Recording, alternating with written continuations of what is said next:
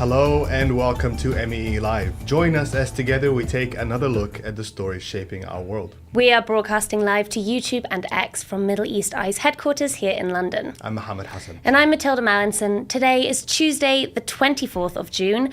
Mohammed, what have we got coming up on today's show? Well, I don't know about you, but the world in which I fell asleep yesterday was one where there was war in the Middle East, and the one that I woke up in was one of peace. Yeah, that's why I asked the question tentatively, because, what is coming up on today's show? I don't know, the news is changing so quickly, it's pretty head-spinning. A lot can happen in 24 hours in the Middle East.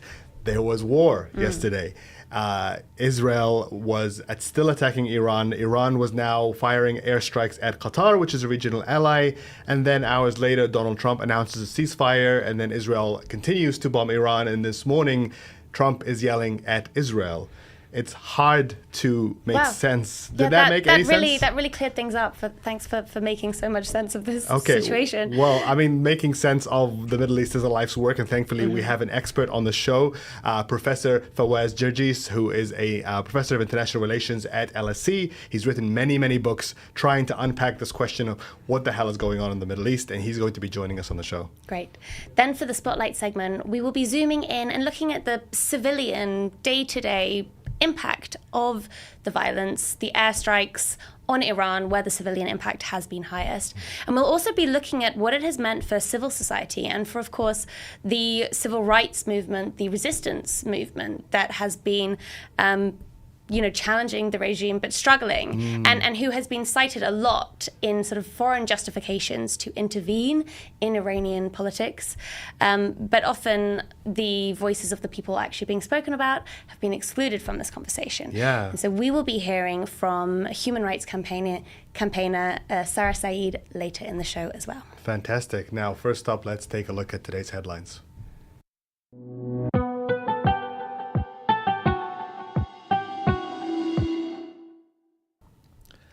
The Middle East breathes a sigh of relief this morning following news of a ceasefire between Israel and Iran.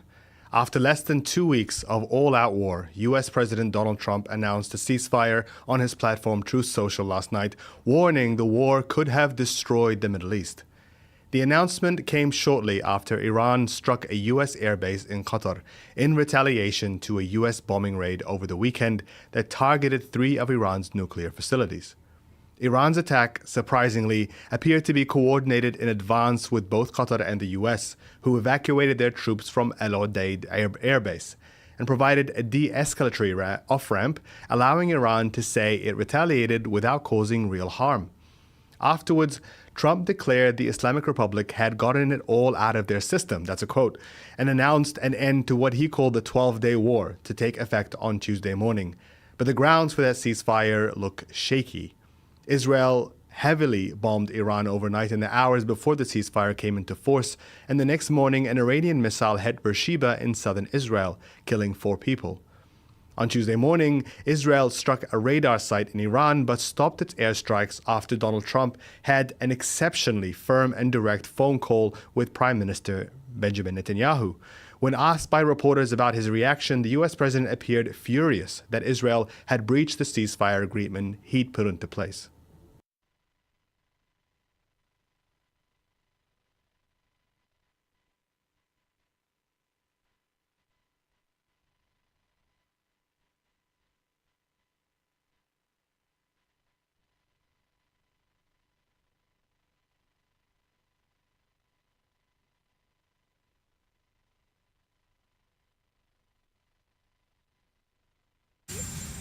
Yeah, I do. They violated it, but Israel violated it too. Are you questioning if Israel was committed? Israel, as soon as we made the deal, they came out and they dropped a load of bombs, the likes of which I've never seen before.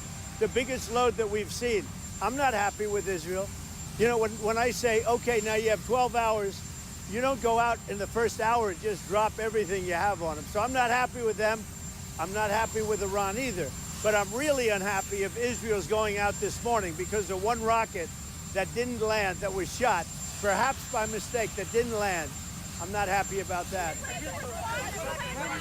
You know what? We basically have 2 countries that have been fighting so long and so hard that they don't know what the fuck they're doing. Do you understand that? The US Supreme Court has made it easier for the Trump administration to deport migrants to third countries, countries other than their place of origin. The ruling reverses a previous court order saying migrants must be given a meaningful opportunity to legally challenge deportations based on credible fears of torture or death. But on Monday, the Supreme Court said this infringed on President Trump's executive authority and created an onerous set of procedures for the government. The dissenting liberal judges heavily criticized the decision, saying it was rewarding lawlessness and reflected an abuse of the court's power. The ruling gained attention in May when Trump attempted to deport a group of migrants to conflict-ridden South Sudan. Instead, they were sent to a makeshift detention facility at a US naval base in Djibouti, where they remain stranded. It comes weeks after the mostly Republican-appointed Supreme Court approved Trump's plans to end a Biden-era program protecting 500,000 vulnerable migrants from deportation. These policies are part of an aggressive push by the Trump administration to increase deportations to 1 million per year, despite warnings this target is unreasonable and incompatible with due process.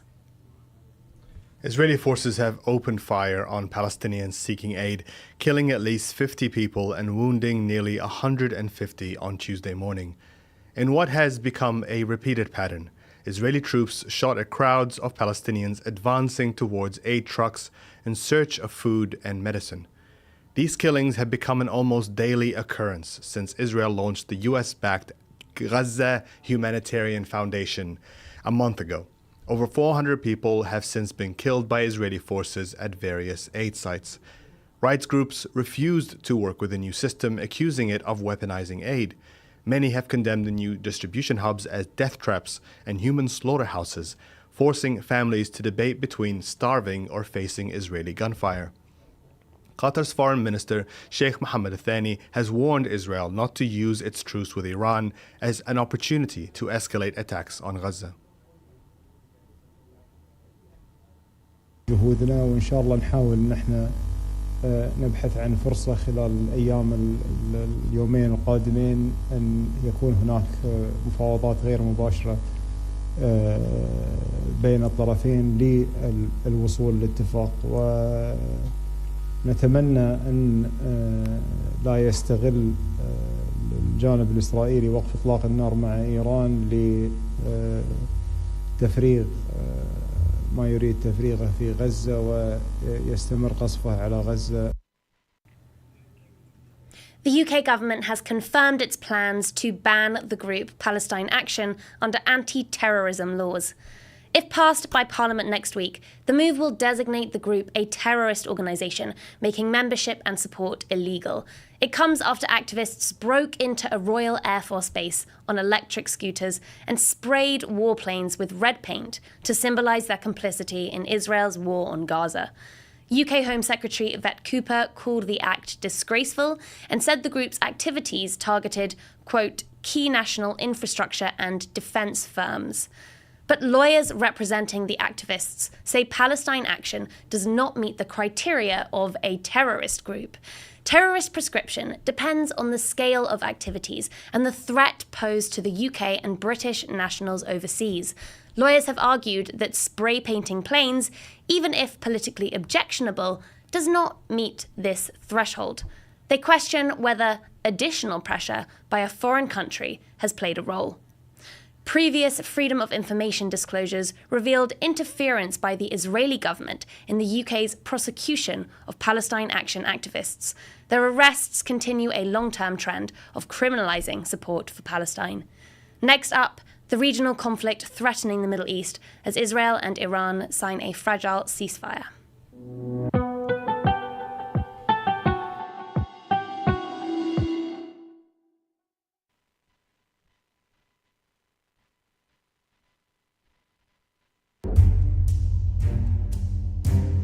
Thank you very much.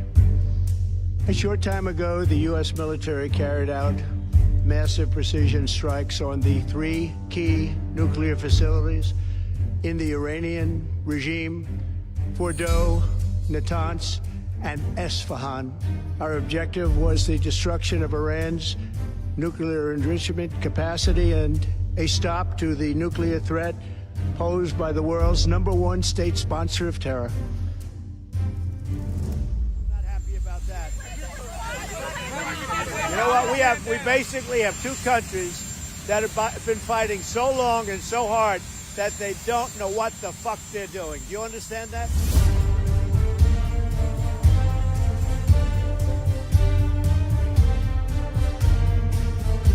Two dramatic moments, just 4 days apart. In one, Donald Trump is at war. In another, he is angry at not having peace. So what happened? Well, 12 days ago, Israel launched a surprise all-out war against Iran, partly to derail nuclear peace talks with the United States.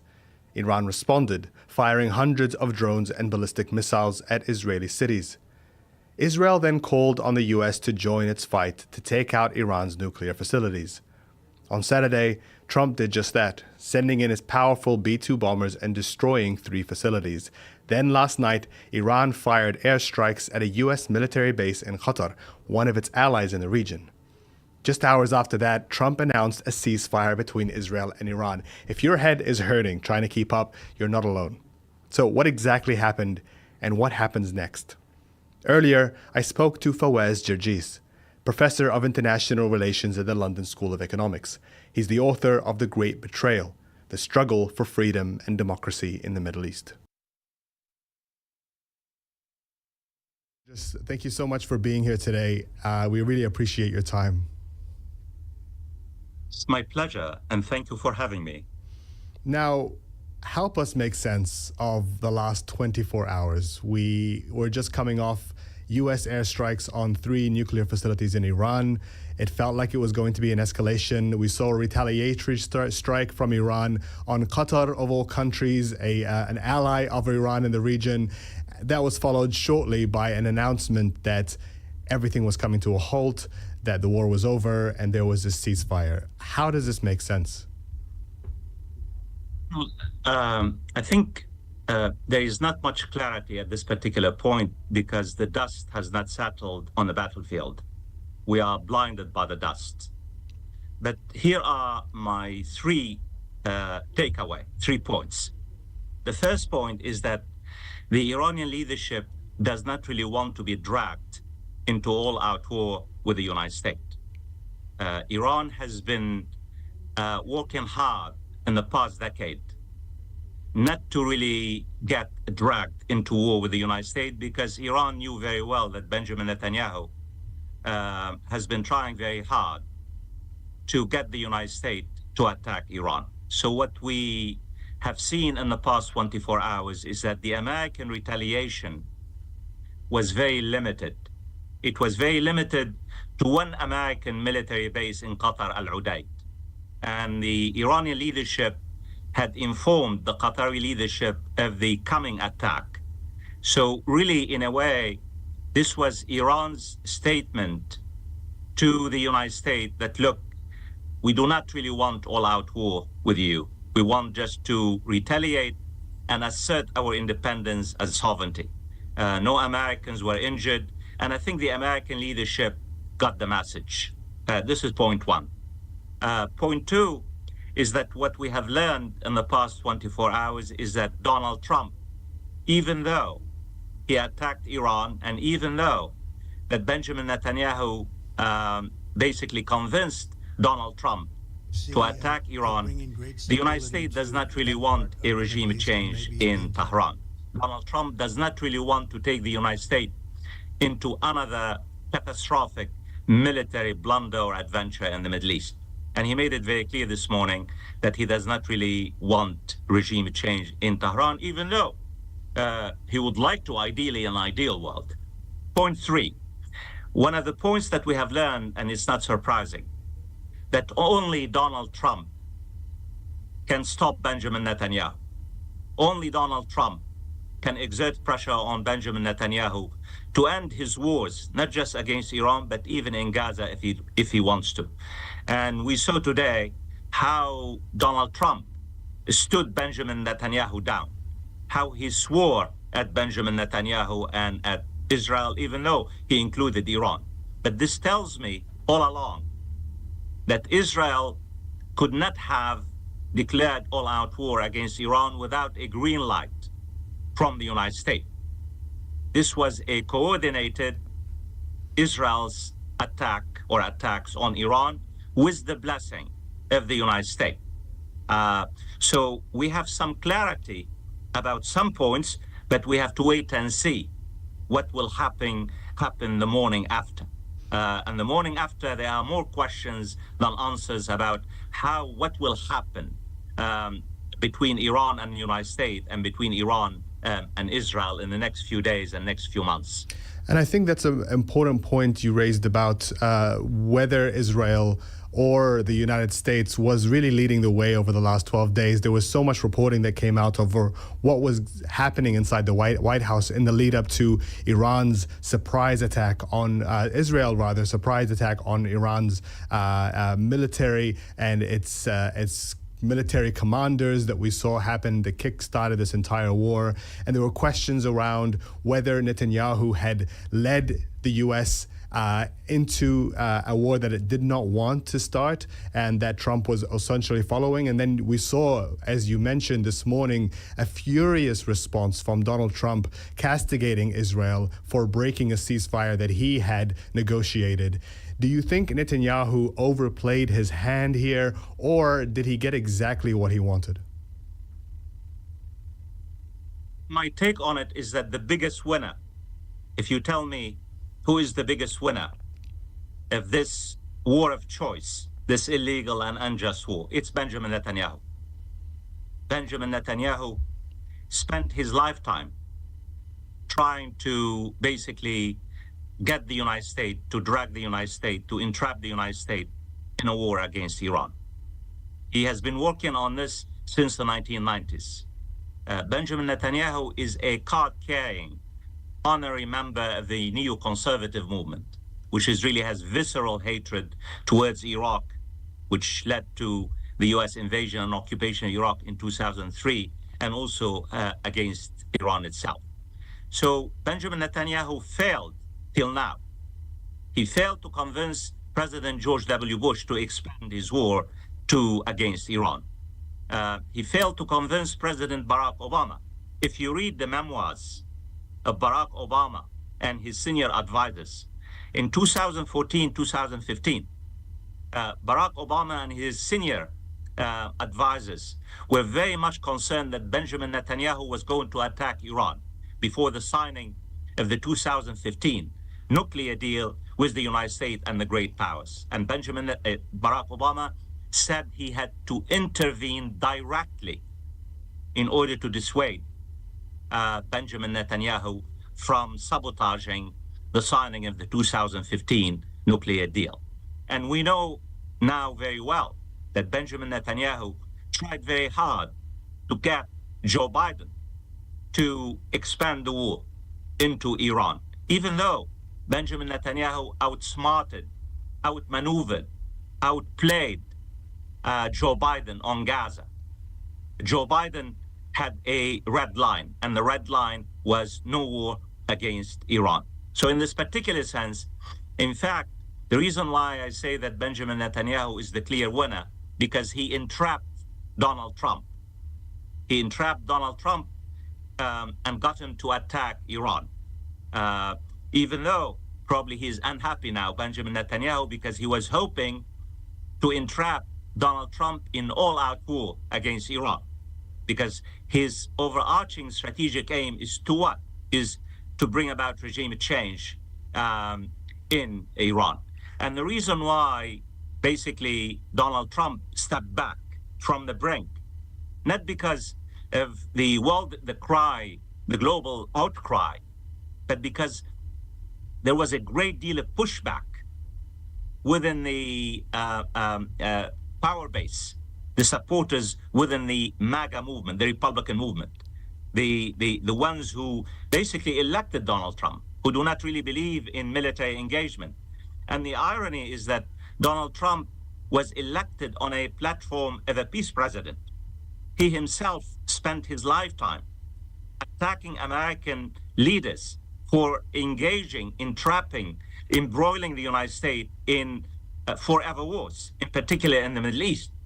So the fact is that Benjamin Netanyahu convinced Donald Trump, despite everything that we know about Donald Trump and his coalition, his electoral coalition, is a testament to the ability of Netanyahu to outplay, outsmart, outmaneuver Donald Trump. And historians will look at this particular point and say, I mean, here is a very clever and corrupt and criminal politician, Benjamin Netanyahu, outsmarting and entrapping a naive president who does not really know anything about world affairs except anecdotes and cliché. And a big part of this, too, was Netanyahu's attempt at derailing nuclear peace talks that Donald Trump himself seemed very invested in getting across the line. This was something that he spoke about a lot. He praised the process. He really believed that, at least that's what he was signaling in public, that the U.S. and Iran could get a deal across the table. Israel, of course, blew this up and blew up any attempt at trying to reach an agreement peacefully. Now that they're at this point, Donald Trump seems to believe that there is still a possibility for a negotiation. Do you think Iran will come back to the negotiating table now? Well, look, Iran was at the negotiating table. Iran, the Iranian foreign minister, was supposed to meet his American counterpart, Steve Witkoff, the American envoy, on Sunday. And they made some major strides in the past 2 months. They were building trust between them. Of course, there were disagreements, but Trump, as you said, praised the talks and talked about the possibility, the likelihood of a breakthrough.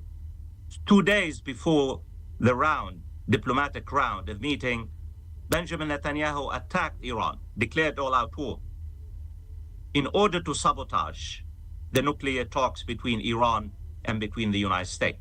And also, I think, in order to divert attention from the catastrophic war in Gaza, that is the starvation of the Palestinian people, 2.3 million people, and ultimately to bring about a regime change. So if I were sitting in Tehran today, and we know, and the Iranian leadership knows, that Benjamin Netanyahu could not have done what he did without either a green light from Donald Trump or at least turning a blind eye to what Israel did. So how do you rebuild trust? How could you trust Donald Trump? How could you go back to the negotiating table when the Iranian foreign minister was asked by his French and British counterpart to give diplomacy a chance? He said, look, we have always believed in diplomacy. We were sitting on the negotiating table, and Israel and the United States blew up the entire negotiating table. Just to give you another example, just a few days ago, Donald Trump said Iran has 2 weeks to think about a diplomatic path. I won't attack Iran for the next 2 weeks. Yet 24 hours later, Donald Trump gave the order to attack the 3 major Iranian nuclear facilities. So the question is not whether to go back to the negotiating table. How do you trust the word of the United States or the word of the president? A president who basically says something and does something else. So I don't know. I am, the reason why I am not very hopeful about a diplomatic breakthrough, because if you read carefully, if you listen carefully, what the United States and what the French president and European diplomacy wants from Iran, they want unconditional surrender. Don't please use the word diplomacy. What Iran is asked to do is to basically forfeit its sovereignty. What do they want from Iran, for your own viewers? They want Iran to give up its nuclear program. No uranium enrichment on Iranian soil, which basically Iran has invested billions of dollars and years of sanctions in the past 3 decades in order to build a nuclear program. Secondly, they want Iran to give up its missile ballistic program.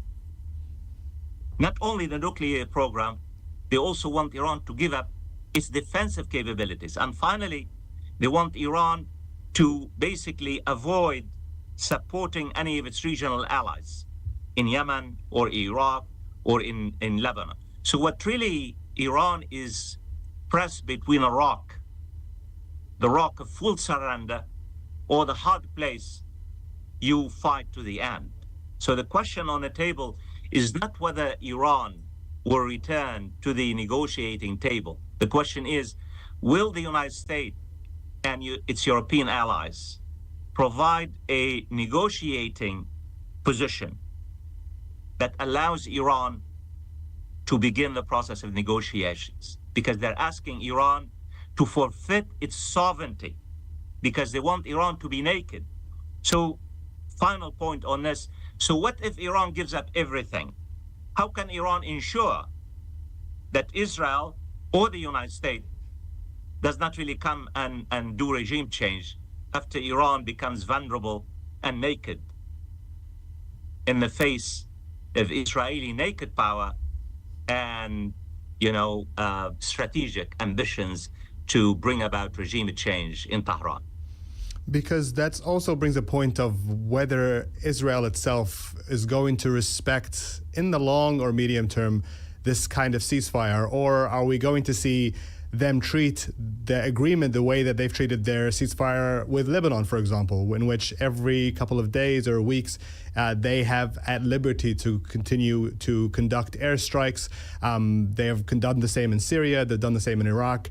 What is going to really hold Israel back from continuing to treat Iran in the same way? One of the lessons we have learned about Israel over the past several decades, Israel subscribed to a doctrine of absolute security, overwhelming force, freedom of action, and expansion. Israel's strategy could be defined in international relations, where I am here at the London School of Economics, is offensive realism. Offense is the best defense. Not only they violate the ceasefire in Lebanon on a daily basis, they violated the ceasefire in Gaza. I mean, openly, publicly, and everyone knows that Israel, after it exchanged some hostages with Hamas, violated the ceasefire and basically have now total siege of Gaza and violates international humanitarian law, uses food and medicine and fuel, weaponized humanitarian aid. No one should ever, if I were sitting in Tehran, and I'm not sitting in Tehran, how could I trust not only the Israelis, but also the Americans not to come and attack the Iranian leadership? What gives me hope, and this is a far-fetched hope, is that Donald Trump basically does not really want war to continue. He made it very clear today, and he used a 4-letter word, about what Israel did. And I have no doubts on my mind, in his telephone conversation with Netanyahu, he probably used other, 4-letter words. And we know that Joe Biden did the same thing throughout the war, Israel war on Gaza. So, yeah, Iran cannot trust Israel. And that's why Iran has to have a credible and effective deterrence. And here, let me go beyond your question, which is a very important question, and say, if I were sitting now, if I were Ali Khamenei, the supreme leader in Iran, or even the top advisors to Ali Khamenei, the existential question that faces Iran today after what Israel and the United States have done in the past 12 days, how could Iran basically develop a credible and effective deterrence? A credible and effective deterrence. We know that Iran's defensive strategy has failed. Iran is very cautious. Iran subscribe to a strategy of strategic patience, defensive as opposed to offensive. So my reading and many students of Iran, that all roads lead to a nuclear deterrence. All roads lead to a North Korean strategy that is weaponizing its nuclear program. But this is easier said than done. And we heard just this morning from Iran's nuclear chief, Mohammad Islami. He said the country was prepared for damage to its facilities. It was prepared for these airstrikes from the US and is going to continue its nuclear program. So as it stands now, is this really the only path forward? And not just for Iran, for others in the region that could be studying what is happening to Iran and worrying about their own deterrence? I mean, for Iran, it's a very risky option. First of all, we do not know the extent of damage to its nuclear facilities. Even if Iran has saved some of the, weapons, uranium enrichment stockpiles, you need equipments, you need factories, and this has been destroyed, and it will take many years. And any attempt to weaponize its nuclear program could trigger all-out American war, as President Trump has repeatedly said. So it's a highly risky strategy. But I think the bigger lesson of what Israel and the United States have done in the past 2 days is that other regional powers now are thinking of the same thing. How do we develop a credible and effective deterrence in the face of Israel's offensive strategy, in the face of Israel's technological superiority, in the face of Israel's superiority in arms, air force, intelligence? And already Turkey has made it very clear. It wants to speed up the development of ballistic missiles. Egypt probably thinking the same way. I would not be surprised now if Egypt or Saudi Arabia or Turkey begin thinking seriously about what we call a credible and effective deterrence. Because as President Erdogan has made it very clear, that Israel seems to be acting as an imperial power, as a mini imperial power. No checks and balances, no royal guards.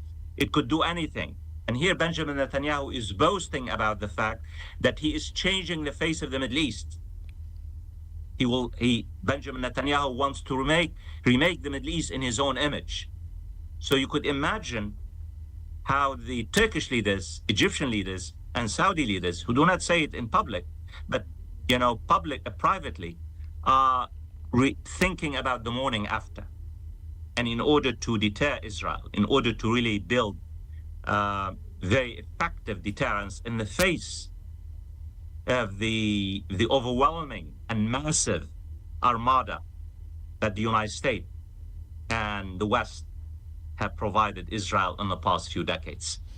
There's been a lot of talk about regime change from Israel, from Donald Trump, from many voices in the West over the last couple of days.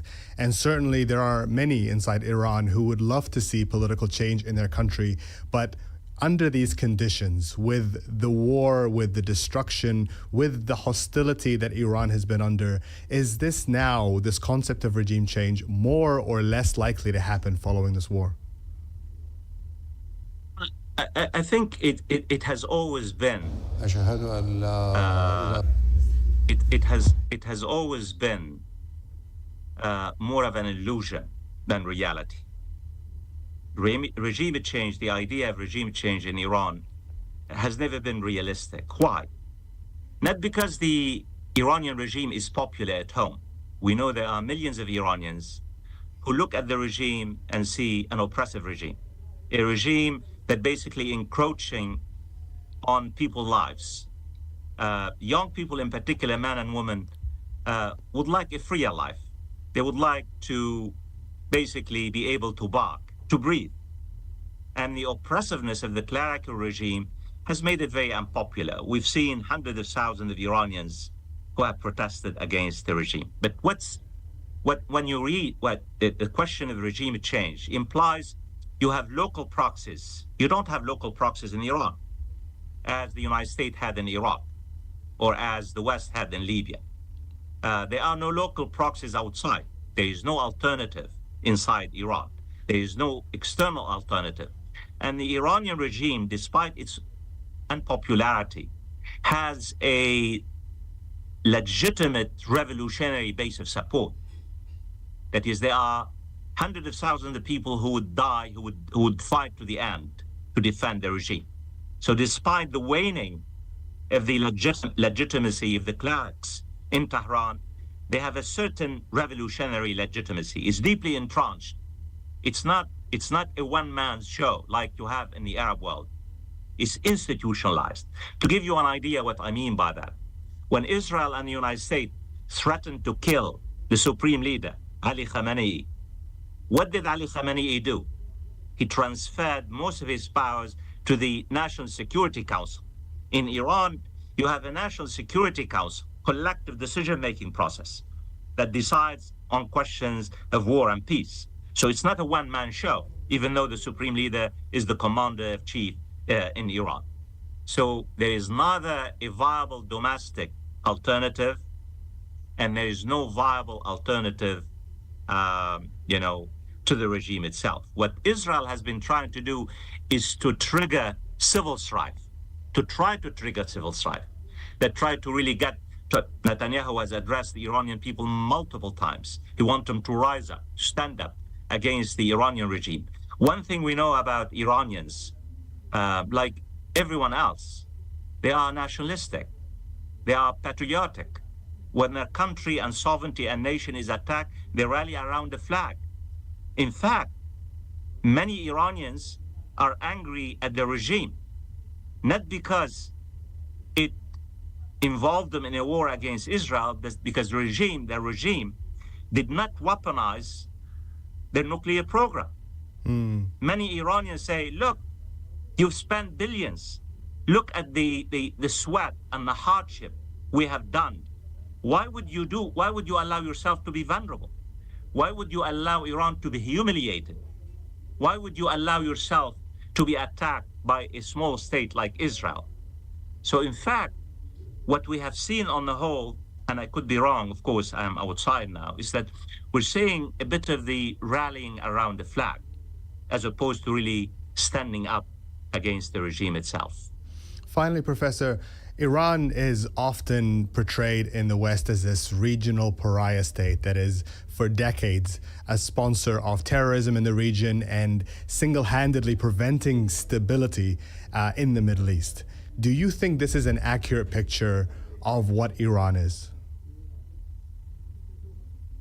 I think, and this is for your own viewers, the Western narrative, the dominant Western narrative, has succeeded in demonizing Iran.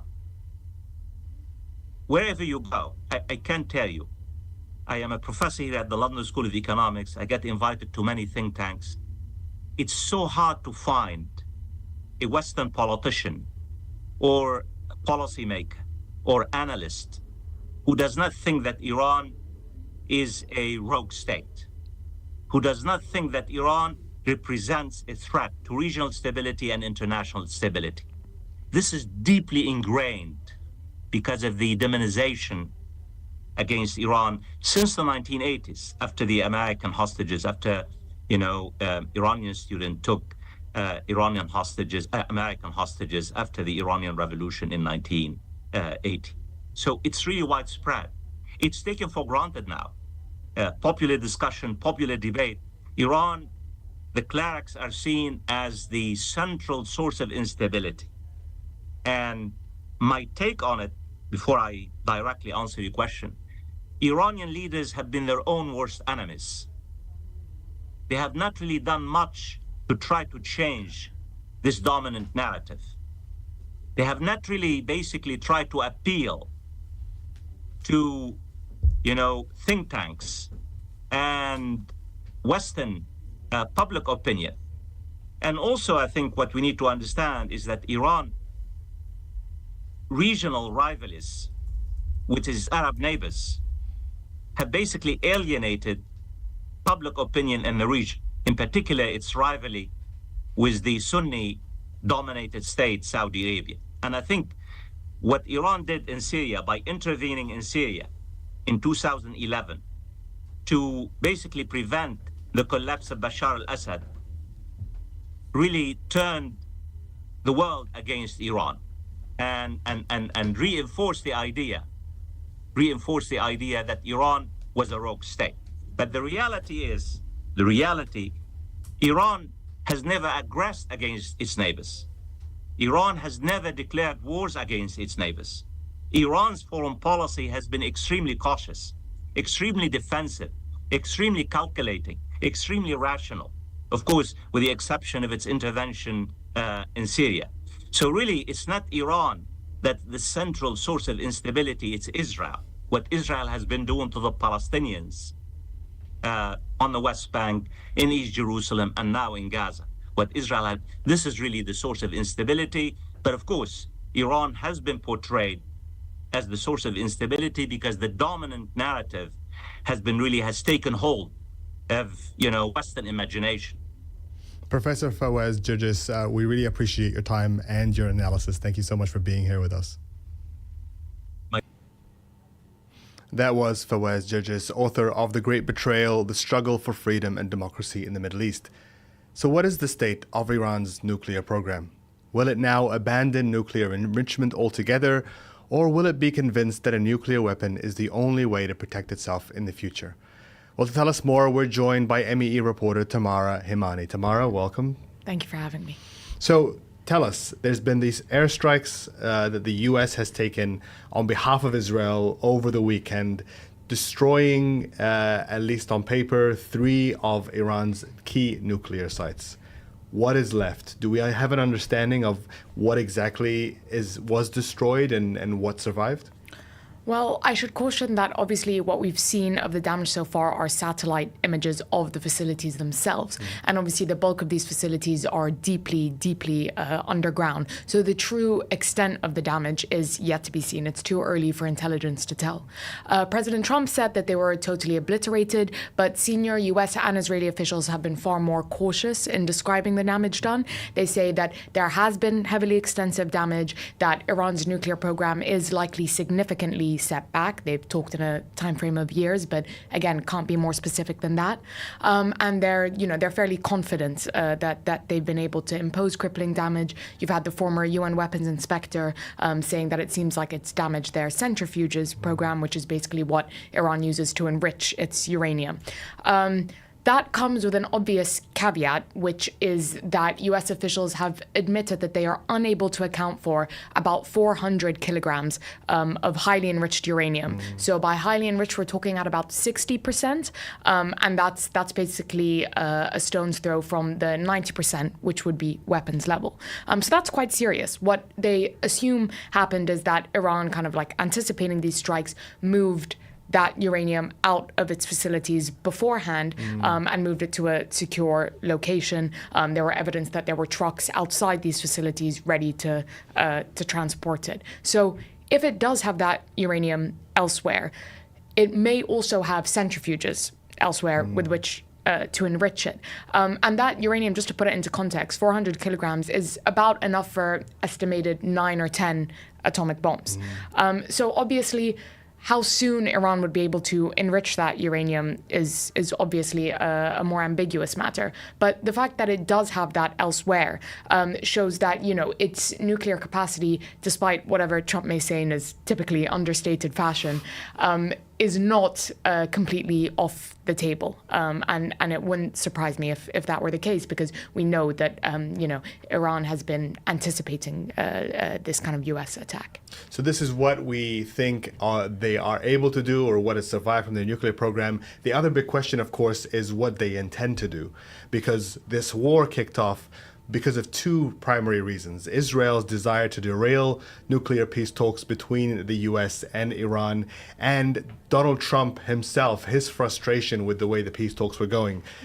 From my understanding, there was 6 weeks of talks that were going well and were progressing until the U.S. sort of introduced this new requirement of Iran, which is this idea of zero enrichment. So what does zero enrichment actually mean for Iran, and how likely is it that Iran now, after everything that's happened, goes back to the table and accepts those terms? Yeah, so I mean, even when you look back to the negotiations during the JCPOA, the zero enrichment was always the major sticking point.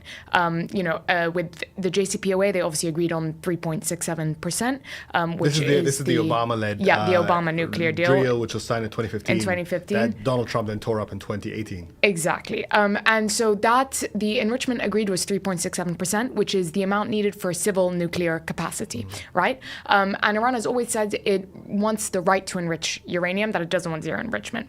Now, there were talks during the negotiations led by Trump most recently that actually, in one proposal supposedly sent by his envoy Steve Witkoff, that they were open to that level of enrichment.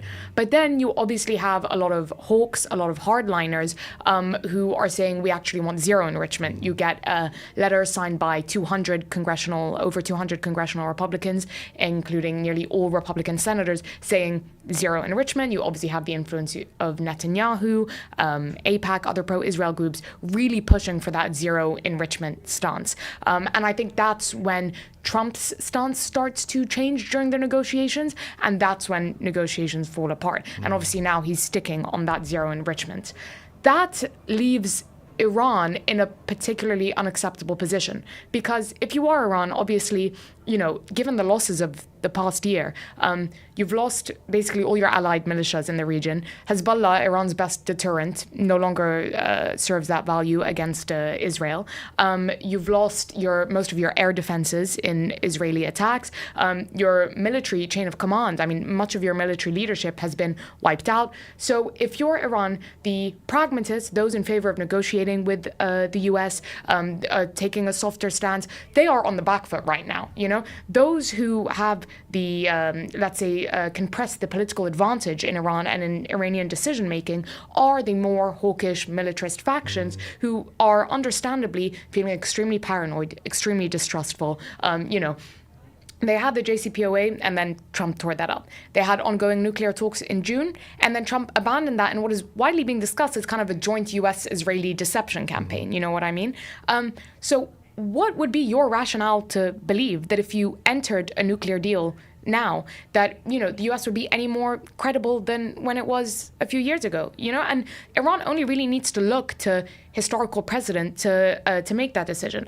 In 2003, after the invasion of Iraq, Libya gives up the bomb in exchange for, the survival of its leadership. The U.S. says basically, we'll leave your government in place, we'll lift sanctions, we'll welcome you back into the international community, and in return, you get rid of your weapons of mass destruction program. Gaddafi says, okay. Come a few years later, 2011, and the U.S. is helping rebels overthrow Gaddafi in an air campaign on his government. So Iran will look at that and compare it with, say, North Korea.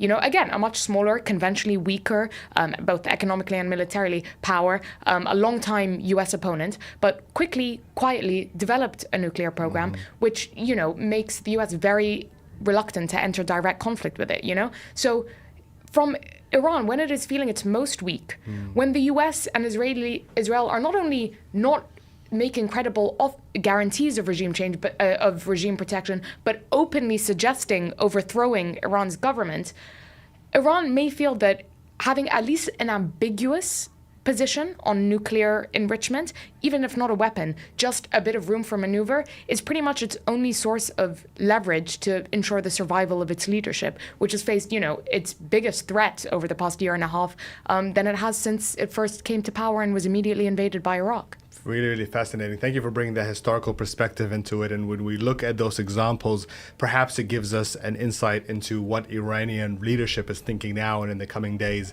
There is a ceasefire. Of course, it's not going to be that simple, and we'll keep an eye on the situation as it evolves. Tamara, thank you so much for being here with us. Thanks very much for having me. And you can keep up to date with all of our continued coverage of the Israel-Iranian war and now ceasefire by going to our website, MiddleEastEye.net. Now, stay tuned. as we turn to sentiments inside Iran, the voice of Iranian dissidents whose call for change has long been stifled.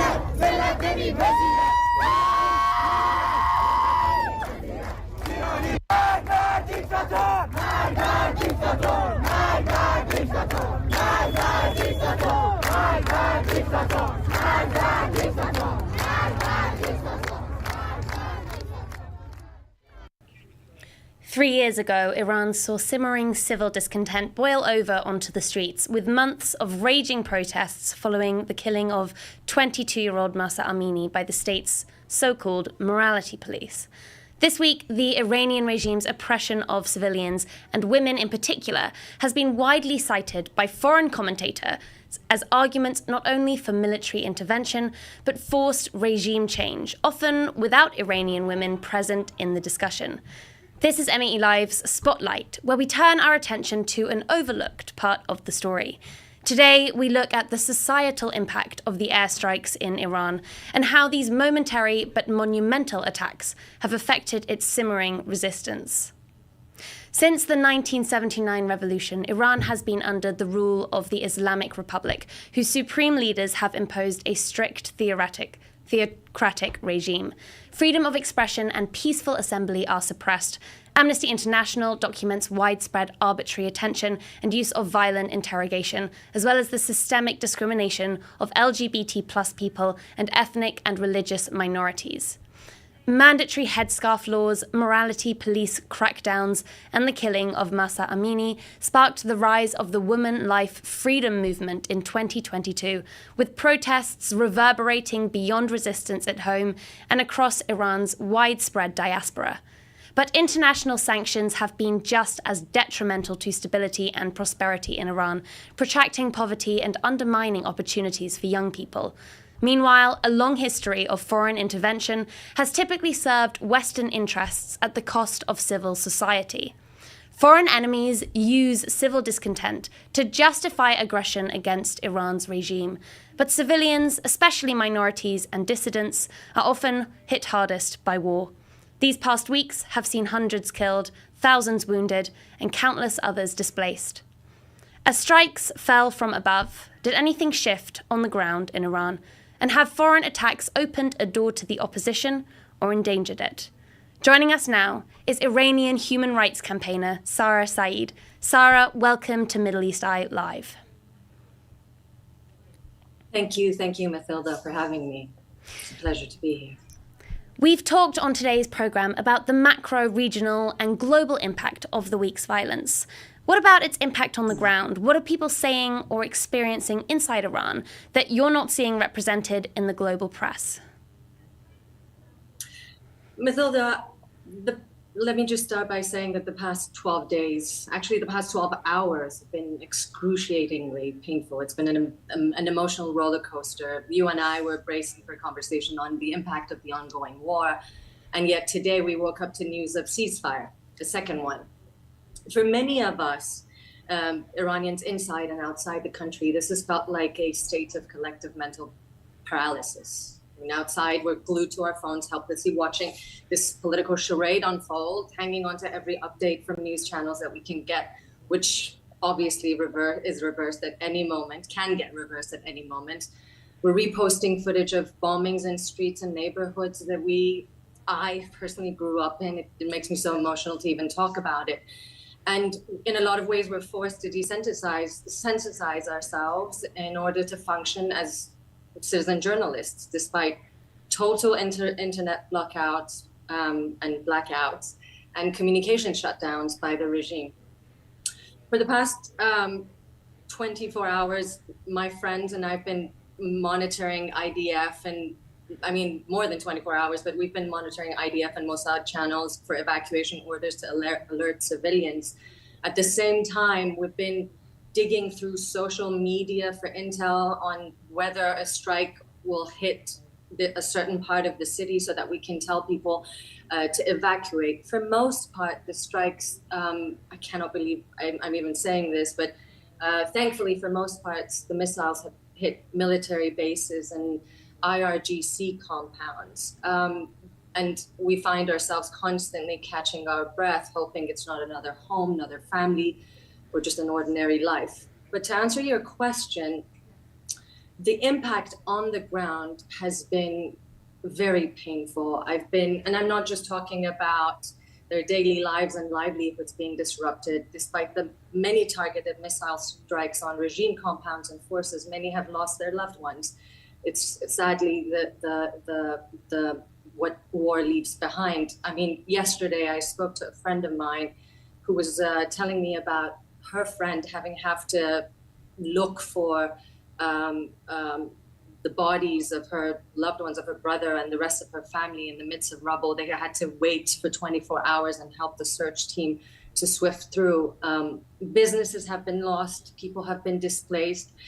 But I guess what most feels tragic is the blow that feels has been hit, has been delivered to this collective optimism that, against all odds, in the midst of impossible circumstances, felt like the price we had to pay for the fall of this authoritarian regime.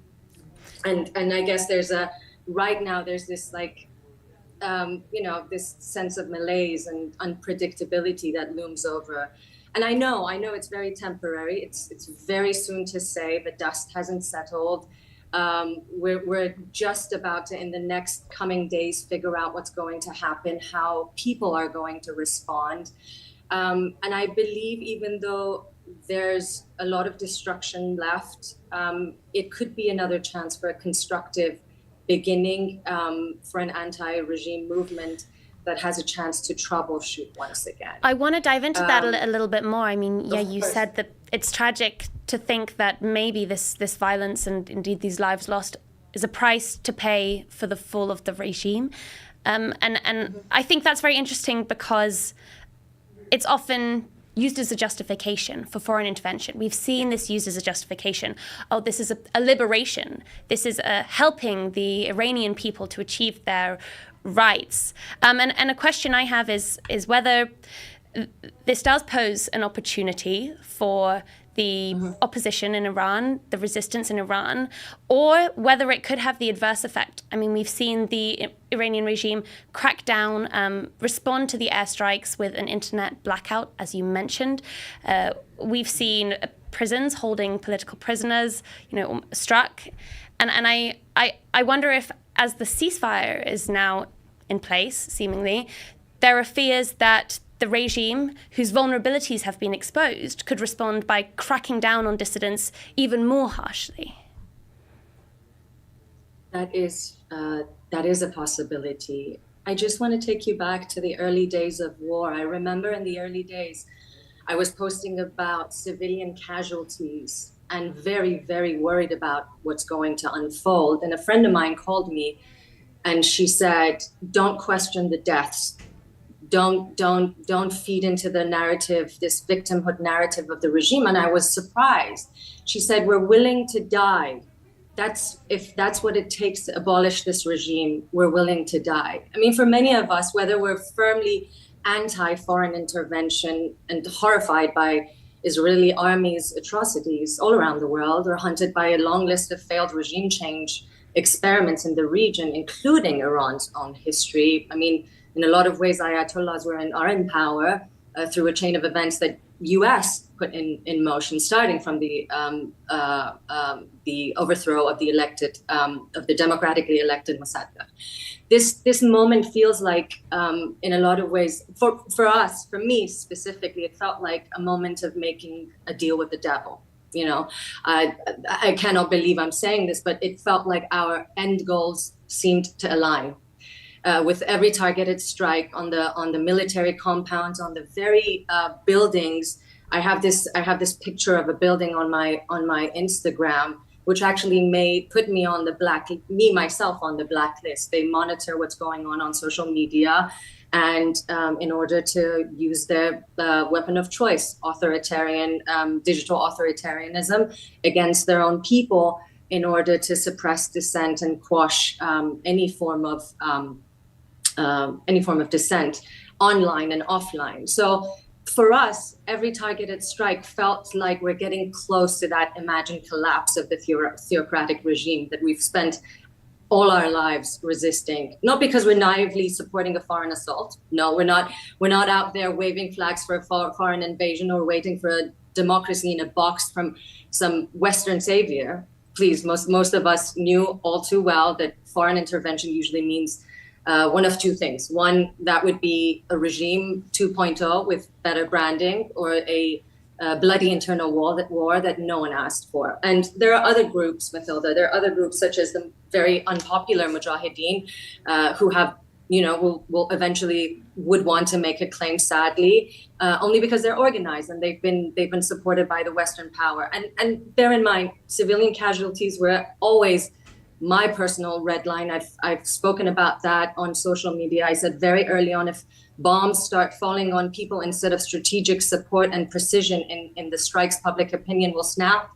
And our hope wasn't war. It was a crack. It was a fracture, just enough for the system to lose its grip so that people could step in, breathe, maybe just be able to recuperate. That was the hope. It's still holding.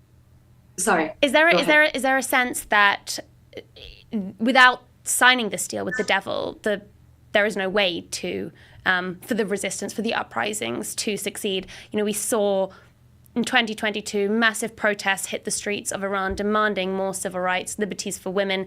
These protests persisted for months, but ultimately they subsided with severe, brutality against the activists, and concessions were not really made.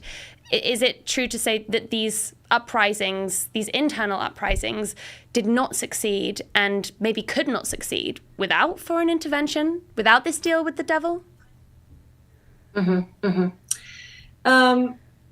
Before I get on to that, Mathilda, I think it's very important for me to talk about, I guess, where we're at in this juncture, and then sort of take a step back and tell you what I believe has happened throughout the years with the civil unrest and the uprisings that have been constant. The one thing that hasn't changed is that more than 80% of people do not want this authoritarian regime.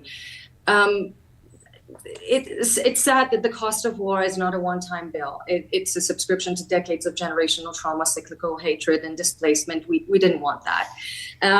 So a lot of people tell me, why are you upset with the ceasefire? And it's not that I'm obsessed with it, upset because of the ceasefire. I do believe that we're all sort of looking for a way out, in that we want our own people to take the mantle of their destiny. Now, with a ceasefire that keeps the supreme leader intact and the status quo intact, it feels like a very cruel outcome to this whole entire political enterprise, which is exactly, as you mentioned, reminiscent of what happened during and after the Women, Life, Freedom movement, where uprisings were brutally crushed, and there was this undescribable feeling, this uncertainty that loomed over the future. But it's too soon to predict. And if I can bet on anyone, I will bet on the Iranian people. What I would say to the world and the leaders is that we're relieved the war is over. And thank God, at the end of the day, all wars end, but not all peace begins. And there's a lot of prosperity and peace and congratulations being thrown around by President Trump. But the important thing to know is that in this context, with respect to Iran, peace is not the end of this war. Liberation from the Islamic Republic is. And while Israeli and Iranian officials posture from podiums and bunkers, the youth inherently, inherit the debris. And young Iranians who have, as you mentioned, already been stripped off their freedoms have been conscripted into this war that they didn't declare, and their future feels very hijacked by these old men with power complexes who confuse revenge for strategy. I do not believe that this is the end. I do believe that this is another beginning. As I hear a lot of times about how, dissent has been quashed, uprising have been brutally annihilated. Yes, maybe in the sense that people are no longer in the streets, but the remnants of those uprisings have had a tremendous impact on society in terms of how they have rejected the legitimacy and the authority of the regime. I mean, I've spoken about this before, about how hijab wasn't just a cover.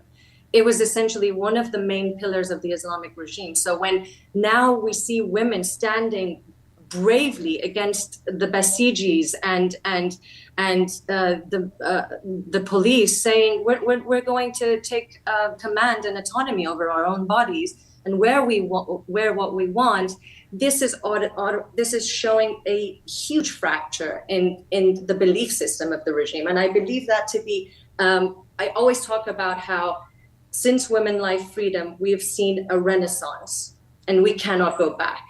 Democracy is not a point at which we arrive and the work is done. It's a constant endeavor. It's a process. But I want to talk about what the next. Sorry to interrupt you. I'm really curious what the next stage of that process looks like. If we're talking about regime change, which of course a lot of people inside and outside Iran have been this last week, then surely we should be talking just as much about what comes after. Reza Pahlavi, the son of Iran's last Shah, one of the leaders of the opposition, he called this the opposition's Berlin Wall moment. What is the state of the opposition in Iran, and is there an alternative leadership ready to step in? I agree with him. I agree with him. He's one of the most recognized figures in the opposition. I do, however, believe that our Achilles heel in this whole thing has been the disintegrated opposition that we've had. There are many factions, there's many ideologies, schools of thought, people's groups who have somehow not managed to gather around, for me, I would say 3 main pillars. One being abolishing the Islamic Republic. Second, a secular democracy, and third, a referendum. And for some reason, I've been asking myself for 4 years now. They say the level of your answers will only live up to the level of your questions, and I hope that is. I'm starting to think that is our main problem. In a lot of ways, I believe that he's right. What he says strikes a chord with a lot of people. In an ideal world, I wish that there was a simpler path forward, one that is less complicated for us to kind of gather behind, whether it be him or another figure. That is, I only have one vote as a citizen, a future citizen of free Iran. I would like to see a coalition. I would like to see the opposition to go beyond a coalition and create a project in which everyone's involved, all diverse voices are heard. No one's labeled. I mean, I was talking to a friend of mine yesterday, and I was like, why are we not opening the way for a lot of people who have, for many years, been called reformists as a label of antagonism because we believe they're with the regime. I was talking to them, and I was saying, why don't we find a way to bridge these and these sort of animosities, bring people who have for a very, very long time in their own way resisted the regime. Maybe it hasn't been enough, and maybe in some instances it has looked like it's been helpful for the regime. But if we want to see a free Iran, we need to absolutely unite behind a parliamentary in transition of sorts, a group, a coalition that everyone's voice is heard, because that's the future we want to see in Iran. That's the government we're yearning to see. And a lot of people tell me that might be too naive. I mean, I always say critical thinking. That's actually not what I say. Maria Popova says critical thinking without hope is cynicism, and hope without critical thinking is naivete. And I try to live in that space in between. So I believe the leadership would eventually come from the ask would come from the people, and our leadership, our opposition should move from a figurehead-based sort of movement to a service-based movement for what's needed and what the people are demanding now. A new beginning. Sarah Saeed, thank you for joining us on MEELive. Thank you. Keep up with our unparalleled regional coverage at middleeasti.net. That is all the time that we have for you today, but before we lose you, we would love to hear from you. Please do send in your thoughts and questions. You can comment on the live stream. You can contact us across social media at Middle East Eye, or email meelive@middleeasti.net. Make sure you hit the notification button so you know exactly when we go live. It happens right here every Tuesday and Thursday, 5 p.m. UK time, 12 p.m. Eastern time. See you then.